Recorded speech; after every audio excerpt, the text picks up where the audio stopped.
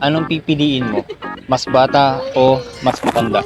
Mas matanda po. Kasi kung bata yung pipiliin ko, parang, syempre bilang bata pa din, parang sama namang nakita nila na bata niyo pag mas gugustuhin kong matanda.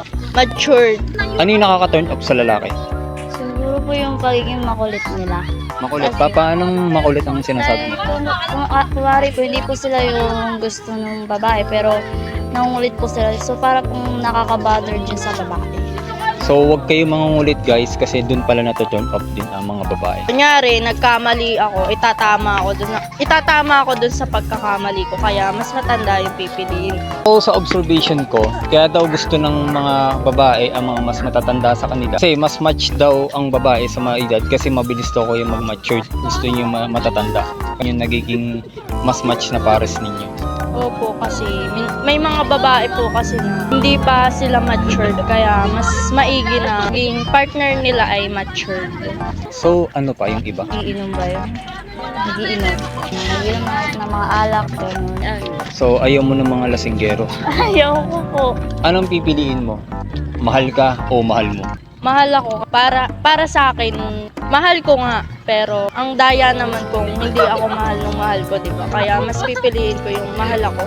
At higit pa doon kasi kung binibigay ko yung pagmamahal ko tapos siya, hindi ako mahal. Ang unfair naman nun, di ba? Oo, tama. So, kasi pag mahal ka, tanggap pati kahinaan mo. Paano kung halimbawa ganito, yung taong mahal ka, hindi ka naman titingin sa itsura sa kanya?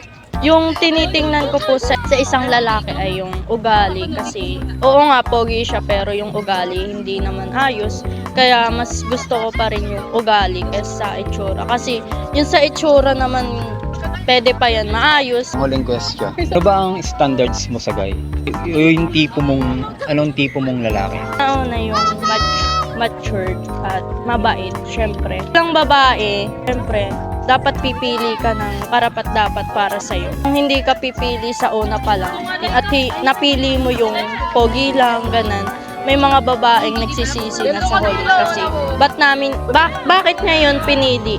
Kasi gwapo lang, ganan. Kaya minsan nagsisisi yung mga babae kung ba't sa itsura lang namin sila at ba't hindi sa ugali. Pag matured talaga yung lalaki, mas titibay yung relasyon nyo. Siya mismo yung magaan sa relasyon nyo para maigi. Minsan kasi ito na lang i-break yung relasyon nila para wala nang talo. Mensahe at nakita ko na napakaganda ng iyong pananaw pagdating sa love. Napakaganda ng standards mo. Hindi ka tumitingin sa itsura at lesson din sa mga boys na talagang kailangan mabait ka, kailangan ay yung tinatawag na ano yung maganda yung iyong personality kasi tama dun talaga na to turn on ang mga babae.